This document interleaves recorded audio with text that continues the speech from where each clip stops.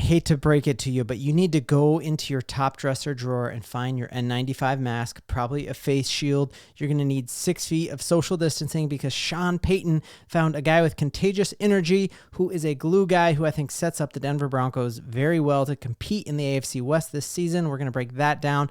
Just the entire vibes around OTAs today were just pristine. And if you're looking for pristine vibes and Denver Broncos content, have you heard of Sports Talk Denver?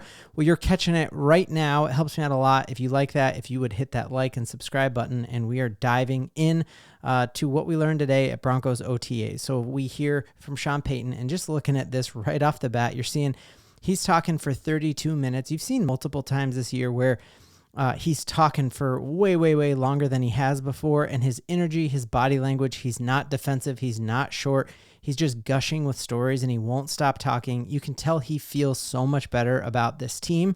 And while like how a coach addresses the media and how much they want to share doesn't always equate to success. We saw Nathaniel Hackett love talking to the media, and then we were just like a clown show back then. But we saw what Sean was like last year, and we see him this year, and the differences are just like mind-blowing how different it is. There's times where he's like gotten off the stage and heard a question from the media shouted out to him, and he's like, I want to answer that, and he hops back up. He's not defensive. He's hyped. He feels this contagious energy, and we hear about it right here with a guy I've been high on for quite a while that I did a video on as soon as we signed him, because I think it is just a really, really crucial position here in the AFC West especially, and that is our dude right here, Malcom Roach, who is just a absolute mauler, and we're going to hear what Sean Payton has to say about him and why I think he's going to be such a critical part to our defensive success and our defensive backup or bounce back to where we've been in the past. So let's hear what Sean Payton had to say, and then we'll react.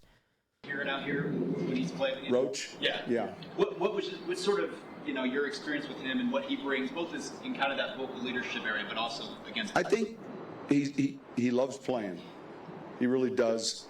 He's effective as a player, and it's kind of contagious.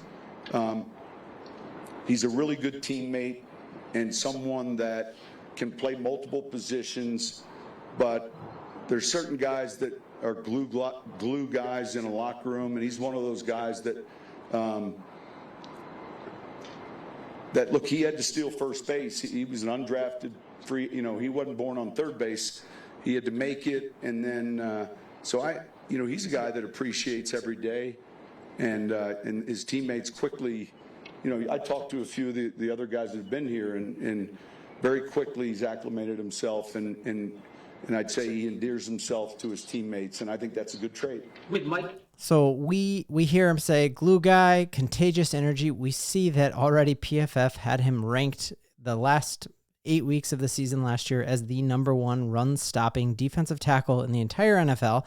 And if we look just even in the division with Kansas City really falling apart with their wide receiver options, they are going to need to run the ball. Obviously, the most glaring example of why we'll need to stop the run this year is Harbaugh and the Chargers now. They got rid of all of Herbert's favorite weapons. Keenan Allen's gone.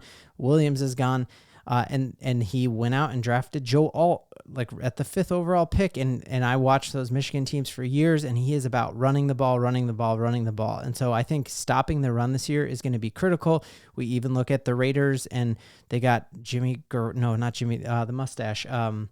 Gardner Minshew is their quarterback, so they're not going to be airing it out. They got an aging Devontae Williams as their big target. They've lost Darren Waller, and so they're going to need to be running the rock as well. And so having a guy who prides himself on stopping the run, and then hearing just his teammates gush about him. You hear PJ Locke, they played at Texas. I'm not sure if they played at the exact same time or if they just overlapped. But just hearing that this dude is crazy. Like, there is no stop to him. He wasn't born on third base, meaning he was an undrafted guy who has grinded his way to where he is. And I think should be a really, really exciting thing here for Denver Broncos. He goes on several times in this 30-some minute interview to talk about other glue guys that we see.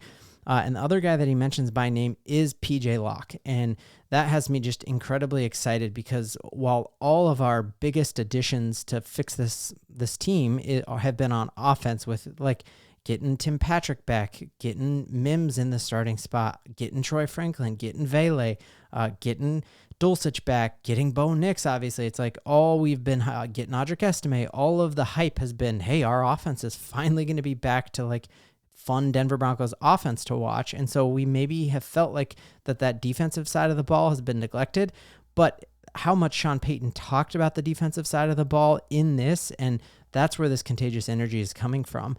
Makes me just extremely excited about the future with that. And we're going to go through a couple other things that make me excited about our defense here in a second.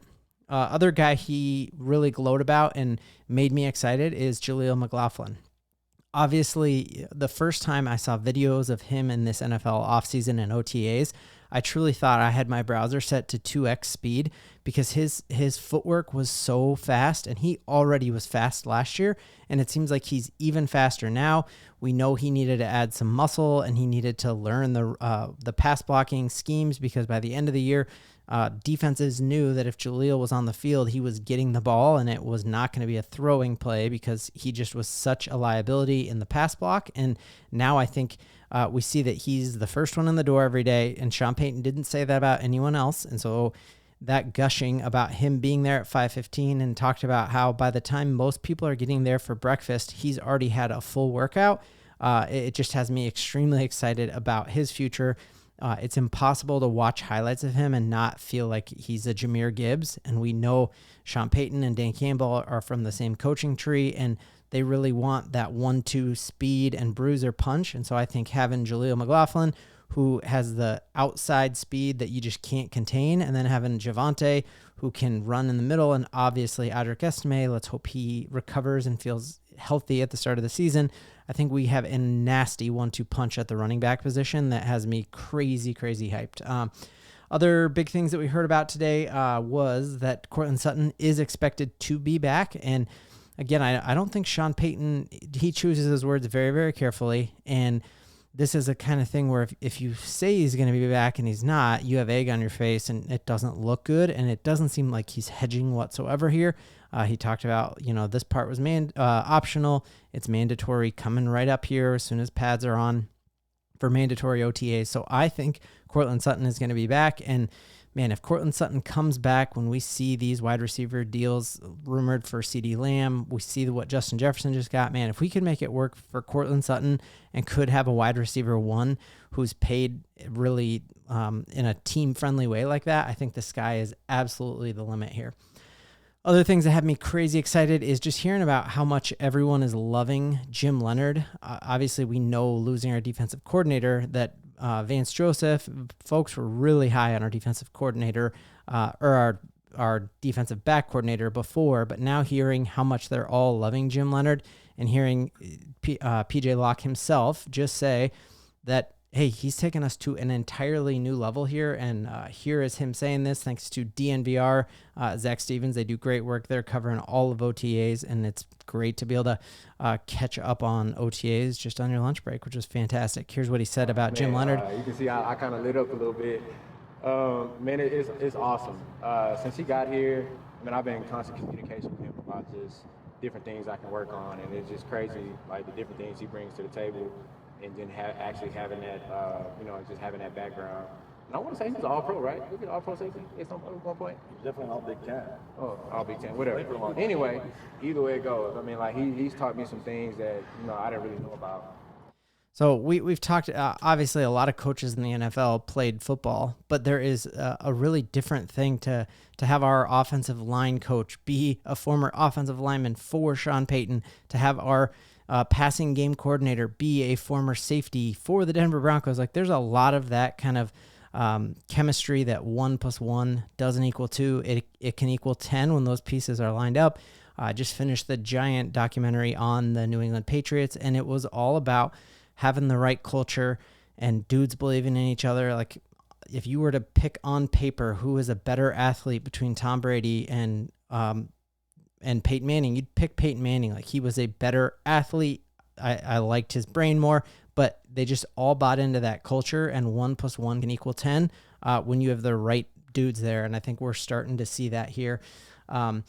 I think the other thing that we're seeing in addition to Malcom Roach is we heard Sean Payton gush about John Franklin Myers because, the New York Jets did not want to trade him. They just were in a situation where they couldn't pay all the defensive linemen that they wanted to keep. Sean Payton said that he has consistently been rated extremely high on all of Sean Payton's internal boards, and that he's crazy excited about him. But what I love here is now we are hearing multiple dudes come out and say they're excited to play for Sean Payton. So that does not need to be said. Obviously you can be like, well, what else do you expect him to say? You didn't hear people say oh, I couldn't wait to come to Denver to play for Nathaniel Hackett or Vance Joseph. You're hearing now, Josh Reynolds said the exact same thing last week. And now we're hearing John Franklin Myers say he's bought in after hearing the vision that Sean Payton had for this team. And the Jets approached him and said, hey, we'll have conversations with whatever team you want, and we will try to make it work to trade you to the team you want. And he chose Denver, which is amazing that it's a guy we want, and he wanted us as well. And that is the culture piece that we're starting to just see really the foundation for a winning culture here in Denver.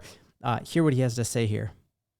And Denver came up, and shoot, what opportunity that I had, talked to the coaches, talked to those staff members, and just heard the vision, heard about what they wanted to do for me, how I could help this team, and the opportunity that was presented, and a chance to play for Coach Sean Payton. Shoot, I couldn't pass it up. A chance to play for Coach Sean Payton. Shoot, I couldn't pass that up. It was after he heard the vision that Sean Payton had for him that he couldn't pass that up. That's what Josh Reynolds said, a guy that Detroit wanted to hang on to, that came here and chose Sean Payton because Sean Payton chose him, and that's just extremely exciting. So you now have a defensive line with DJ Jones. We got obviously Malcom Roach that we just went over. We have John Franklin Myers, and I think our edge rushers, we've gone over it way too much, but we got a platoon of guys on the outside now who are going to get home because you can't double team all of these dudes. And we got a crazy guy right here who's got crazy strength, and I cannot wait to see what our defense looks like this year. So no matter what the mainstream media says that we're only going to win 5 games, we know that's crazy because here in Denver, we believe. Oh, I got to make a shot. I got to.